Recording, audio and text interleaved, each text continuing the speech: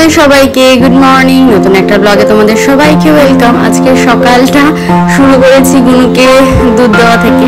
সকালবেলা উঠলেই ওকে প্লেন দুধ ওকে খেতে দিয়ে আমি, তো সেখান থেকেই স্টার্ট করলাম এবং আমাদের চাও চলে এসছে।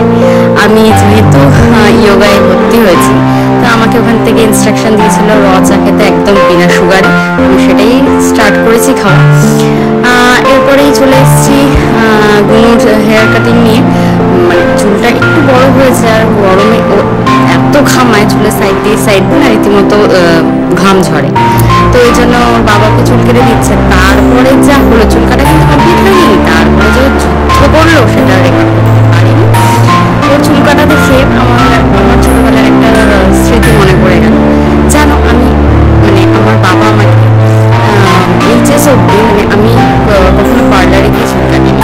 আমার বাবা আমাকে স্যালনেই নিয়ে যেত চুল কাটার জন্য, যেখানে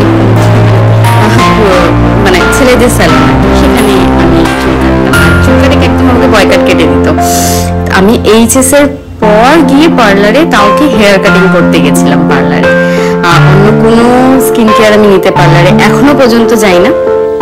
তো যাই হোক, এই একটা ছোট্ট স্টোরি তোমাদের সাথে শেয়ার করলাম।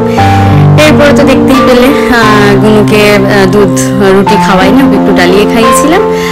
আর আজকে মাছ কাটতে কাটতেই ব্লগটা শেষ করলাম। তোমরা পাশে থেকো, বাই বাই।